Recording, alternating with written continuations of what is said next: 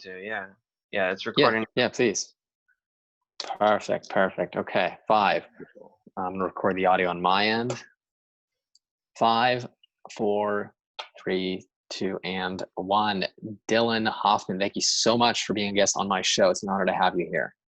Thanks for having me, man. It's always a pleasure being in the same space as you. Thank you, thank you. It's an honor as well on my end. Here, I want to jump right in. I myself have been introduced to plant medicine pretty recently, within the last year or so, and I have pretty limited experiences with it, but the experiences I have been life-changing. And just to share from an outsider's perspective, obviously you're someone who's been in this field for a while. From the outside, I had a lot of skepticism.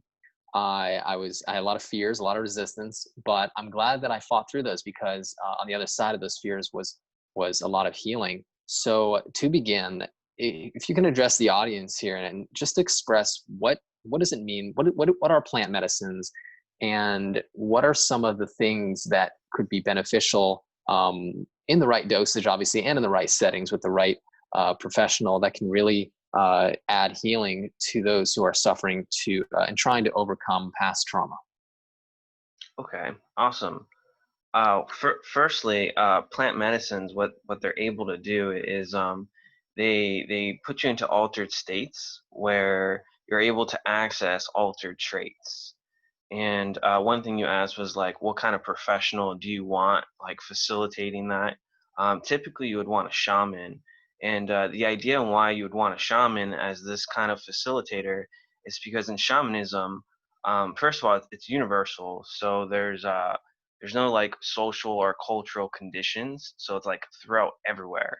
And in this tradition, they have ways of like really connecting to trances and like states of ecstasy. And that's really what these plant medicines do, is they remind you your ecstatic nature, your like essence, your innate wisdom, the core principles that are inside of you. And that's what a shaman will do with or without plant medicines. But with plant medicines, it's like amplified.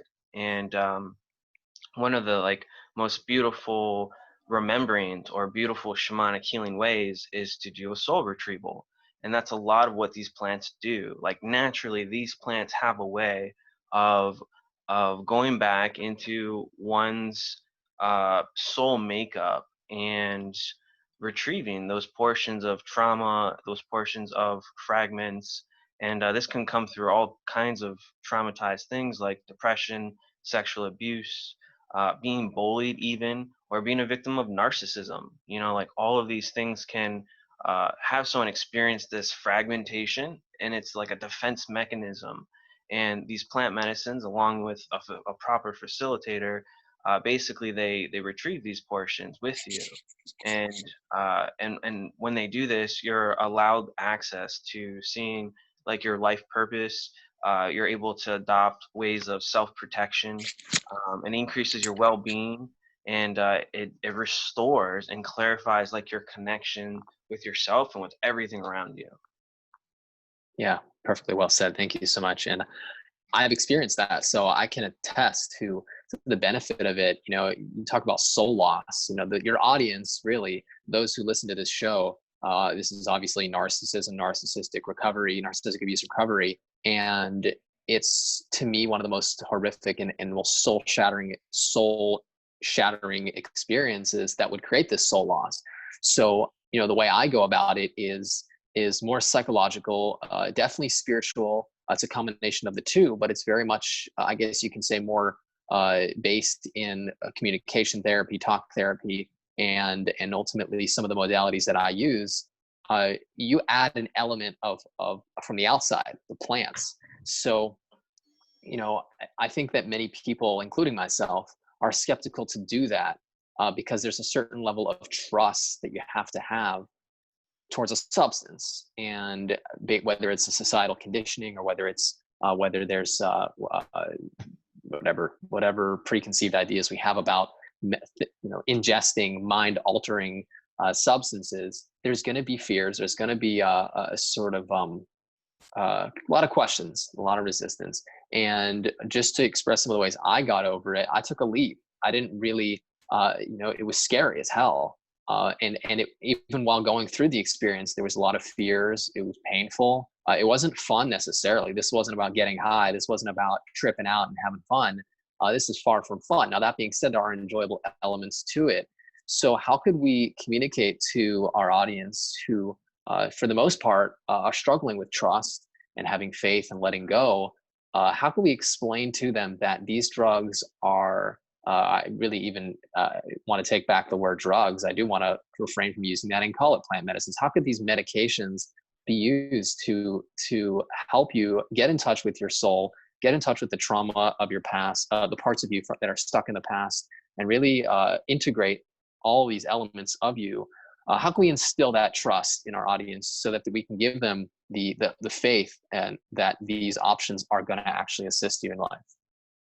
Well, the first thing I'll say is yeah, I hear you, about the fears, about the uncertainty, about, oh, is this a drug? Am I gonna, especially people who are addicted, to other drugs, like they're like, oh, I'm gonna take a drug to get off of drugs, and it's like, no, it is a medicine because uh like it's not like you take a medicine and then you're cured. No, like it's like you take a medicine, you get these insights, you get these revelations, you have to actually do the work, but like the ceremony is only 10% of that work. The other 90% of it is after the ceremony, which is the ceremony of life. And what these medicines really allow you to do when you get curious, that's like the main thing, is you just got to get curious with your fears, get curious with your judgments, get curious with your attachments, get curious with where you're not able to break free in life, like where you're conditioned or limited. And a lot of it is just about exploring and like really having the willingness to develop a true self. And a lot of us walk around with a false sense of self, like who our parents want us to be, who society wants us to be, whatever kind of perhaps religion or tradition or dogma that we were indoctrinated into. And that's really what these medicines allow you to do. They allow you to like explore your own individuality, your own uniqueness, and it's all about breaking free, like true freedom, where you have your own inner guidance, your own inner healing, and you're finding the source of that within. And I really think that that's what these medicines are about. They're about like recovering your essence, so you can like really become who you're meant to be, and that's a gift. That's a gift, and blossoming into your wholeness, so you can like really see blessings in your life, and really about like reclaiming your energy back, and releasing like old habits, so that they can open up new pathways of a new you. 100%. That's so well said. I think that many people who are addicted, who even not necessarily who are narcissistic, obviously we talk about narcissism and narcissistic abusers who are heavily addicted to manipulating and controlling and abusing, but codependents and victims of abuse often have these helplessness, victim consciousness, and addictions to other people as well, to people pleasing perhaps. So this kind of pulls you back, like you said, takes your power back. I like that because, or gathers your energy back, is how I think you said it. And it's because the more you can gather yourself together and be authentic, the less dependent you are on other people's projections, perspectives, ideas of who you should become, and the more free you are to become who you are meant to be. And the way I see plant medicine, and I have two limited experiences, and I'll share very briefly. One of them was with yourself, which was the psilocybin. And then in another experience, I tried ayahuasca, and they were both life changing. And the what I've discovered most specifically in these altered states of consciousness was how I had been acting, on a level, on a day-to-day basis, really in a fragmented, dysfunctional, chaotic way, and really without the ability to access the parts of me that were the core cause of this dysfunction. So I was kind of really helpless to make any true authentic changes. Now, I'm not saying plant medicines are the only way to go, but the way I see it is that it's hard to get in contact with these parts of ourselves because of the conditioning and the many layers and the many defenses, the false self. we condition ourselves to create this false self and then reinforce it again and again, to a point where it is very difficult to leave that and get back and let it break down and get in contact with our true authenticity, for a number of reasons. First of all, because our true authentic self has been shamed, manipulated, hurt, abused, and who wants to hang out with the parts of ourselves that are unhappy, that are shame based? So we would like to disconnect from them and just deny them, and really just stay. An addict, essentially, someone who's addicted, is in denial. We'd like to stay in denial. But so if you could talk a little bit about the benefits of once you take these medications, once you try it, obviously in an environment that's protected, that's safe, with a shaman who you trust. Definitely look out for somebody who you feel comfortable with, and you take the medication. Talk about some of the benefits that happen once you take them. How could you start to integrate those parts of yourself that are disconnected back into your authenticity and become more authentic? Ooh, oh, wow. Yeah, well, first of all, like, integration is for sure the most challenging part of working with these medicines. And one thing that you said is, there's like a common phrase where the medicine's for everybody, but not everybody's for the medicine. So Hmm. it definitely takes a certain kind of person, almost like this certain kind of spiritual warrior, to really like take their shadows and face it. Like kind of like take the bull by the horn in a Right. sense. And it takes a lot of courage. It does. I can't lie and say that it's all sunshine and rainbows, even though some experiences are very, very blissful and beautiful in that way. And that's really what it is. It's like, because of all of these false senses that we've gotten conditioned into, because we don't know our true essence. We've forgotten what it's like to be in our heart space, our emotion center. Like, we fear being in our emotional state, so we create these defense mechanisms to avoid feeling, to avoid allowing certain things to come in. We build all these resistance, all about stories. Really, it's all through stories.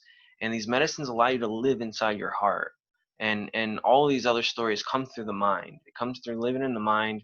Especially here in the West, we're so analytically driven, which is why our egos are so dominant, because that is the left Right. hemisphere that's really activating.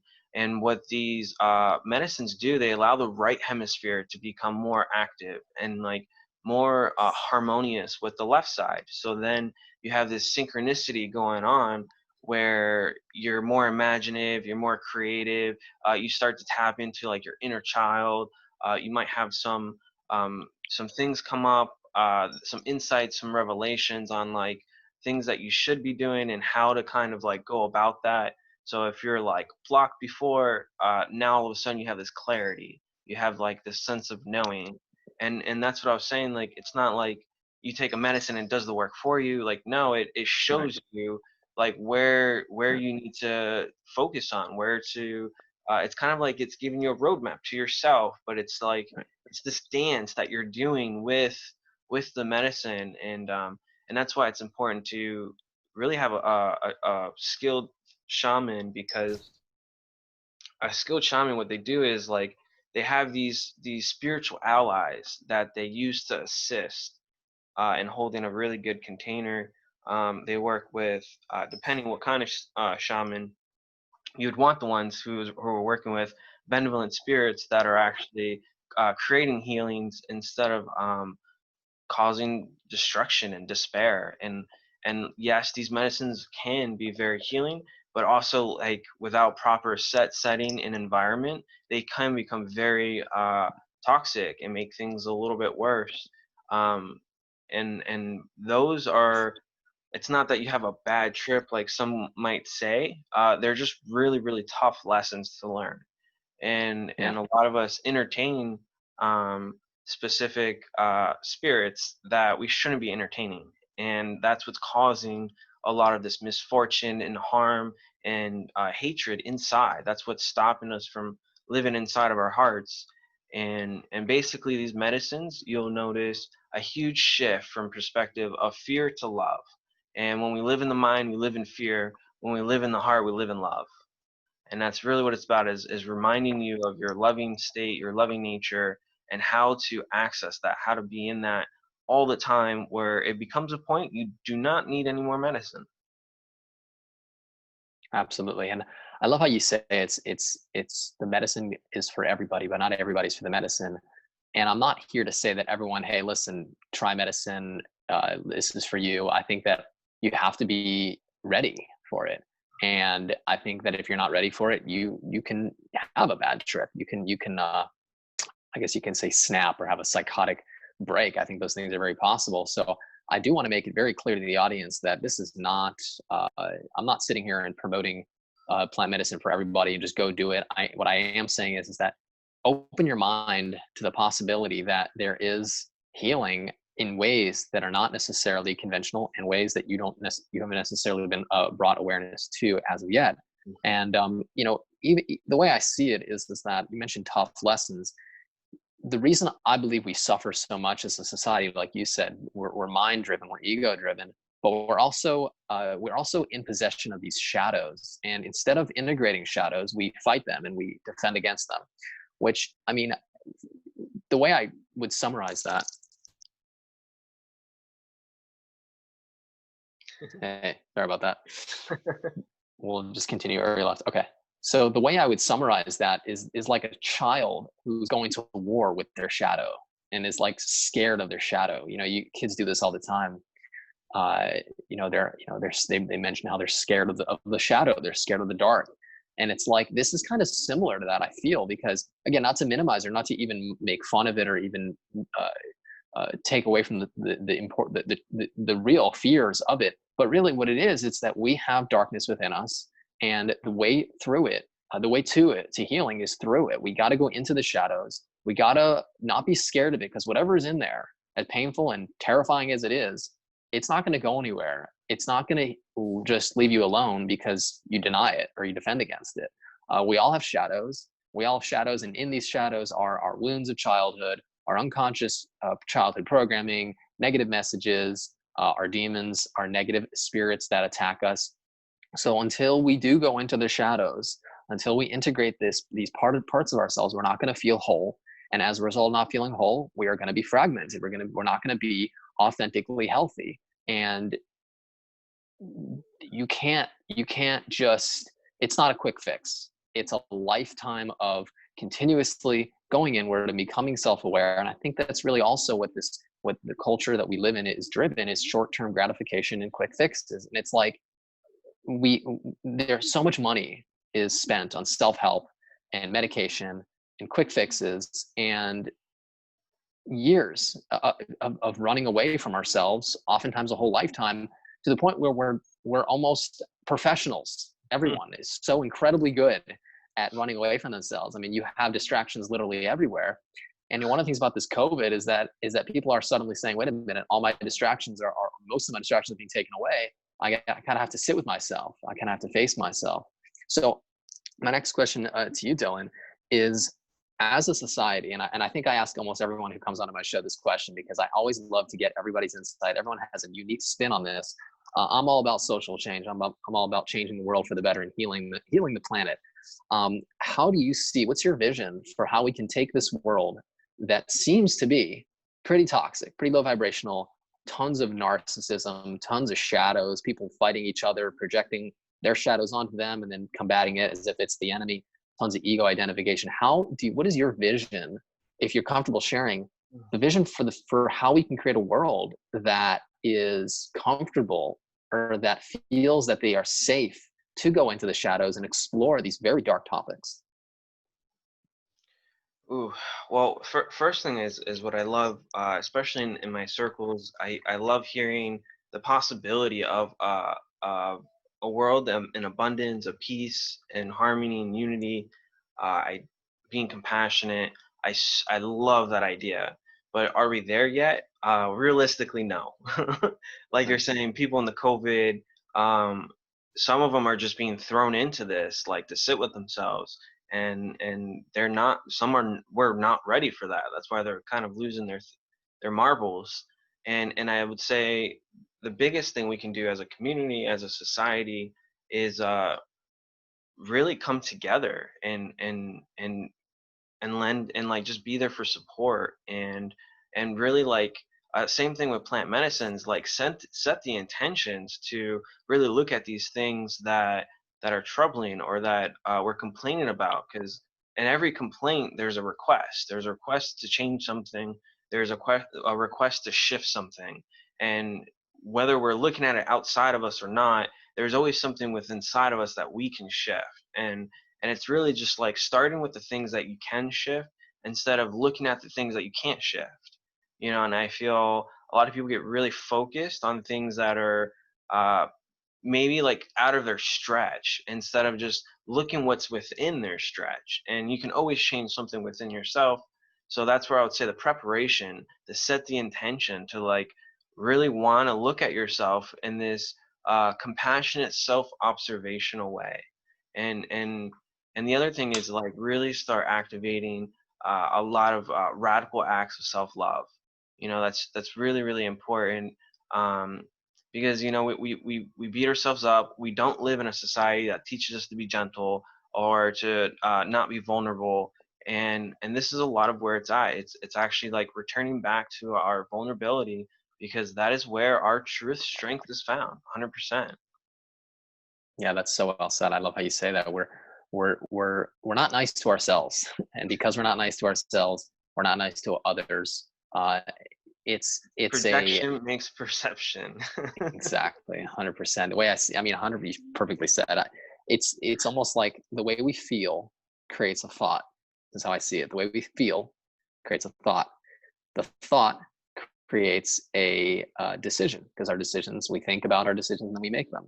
So if our feeling state is one of denial, is one of shame, is one of self-rejection and abandonment, is one of self-abuse, then our decision makings, we're going to feel the negative feelings, think the negative thoughts, and then our decision making as a result. So if you look at society today and you say, well, a lot of people making toxic decisions about themselves and about their relationships and about, with other people, you can stem it back to the feeling state, and the feeling state we can pretty much stem back to our childhood. And that's really why I personally uh, am, for the most part, to our childhood. And that's really why I'm so passionate about childhood wounds, because when somebody comes into therapy, somebody comes for healing, we owe it to them to reflect back the the the condition that they are in the most accurate way. If they're not getting an accurate reflection or mirror, they can't see the problem. So it would behoove us to be able to have awareness of this issue, so that we can be the best facilitators of that mirror and ultimately help people correct it within. And that's what I love about you, Dillyn, and the work that you do. And for those listening, Dillyn, you've been doing this, if I understand correctly, for over 10 years. Correct me if I'm wrong. And you've worked with thousands of different people, and you've developed this ability to be an excellent mirror, an excellent reflection, for myself included. And the things that I don't want to see about myself, the things that I don't like to see about myself. Uh, if somebody comes to me and yells them at me, I'm going to just hate that person. I'm going to call that person crazy. But if somebody comes over to me with the most compassionate, way, and a way that holds space, but also has boundaries and respects my spiritual divinity within, I'm going to be much more inclined to self-reflect and ultimately correct those wounds and heal. And that's what I think we need as a society as well. Just to kind of add on, we need people who are going to not just yell your problems. And everyone knows what's wrong with society, right? Everyone's got an opinion of what's wrong with society. So I don't think people are interested in hearing what's wrong with society. People are sick and tired of hearing problems. The way I see it is, if it don't come to me with a problem unless you have a solution. So I think that there are many different solutions for many different problems, but I think that if there was a general solution to most problems, I don't want to say all problems, I would say it's self-awareness, going inward, and tapping into that infinite love that you have within. And you've done that for yourself, and I'm working to do that for myself, because when somebody comes over to Dillyn and myself and wants healing, what they want is, they want the ability to tap into their own divinity. The way I see it is that, I think you mentioned this a while back, is we don't heal people, we help people heal themselves. And I used to think I did heal people, and then I learned very quickly that I did not. It wasn't me. it was me just, my ego would have loved it to be me. That tripped me out a little bit. But, what I realized is that, no, it's not me. It's me holding space uh, and joining that person in their pain, in their struggle, and being with them and creating a sort of a connection with them, because that's really what people want. They want human connection. I see human connection as the ultimate medicine. So before we finish up, I want to get your thoughts on how does plant medicine create that human connection?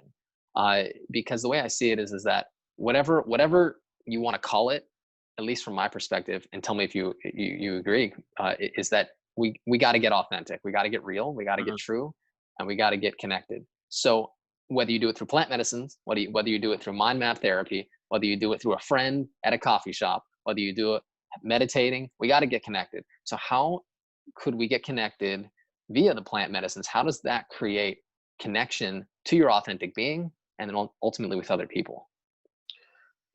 Two things that you really brushed up on was you talked about childhood trauma, and childhood trauma for sure is stopping a lot of this connection. It's definitely having people sell out on their authentic selves. And the other thing you mentioned was about awareness. Like, of course, we're selling out on ourselves with all this childhood trauma, and in some ways that looks like how that looks in adulthood. If you do have childhood trauma, it could be living a false self, like we mentioned. It could be like the unconscious desire to want to save someone, fix somebody, or rescue somebody. It could be like chronic people pleasing, which is something that I used to struggle with a lot. It could be like lacking boundaries, relationships that trigger a fear of abandonment. It could be chronic apologizing, um, being in survival mode, like hyper vigilant, and having like a very nervous response.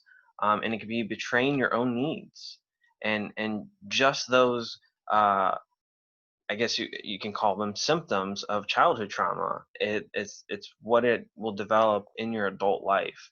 And every time you're kind of accessing these trauma points, which first of all, they are breadcrumbs to your healing. So whether you use plant medicines or not, it's really about just finding the awareness tool, the awareness catalyst, and even through people. That's people are beautiful medicine, like you were saying, and I really believe healing in community is where our society is going to start going, because we're so disconnected.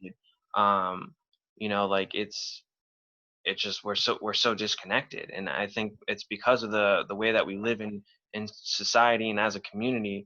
And that's really what these medicines do. They know exactly where to point awareness onto, so you can heal those places of disconnection, and then you start to really have this harmonious feel within, so you can co-create like very synergistic projects and relationships that are very deep in intimacy, which is like into you I see.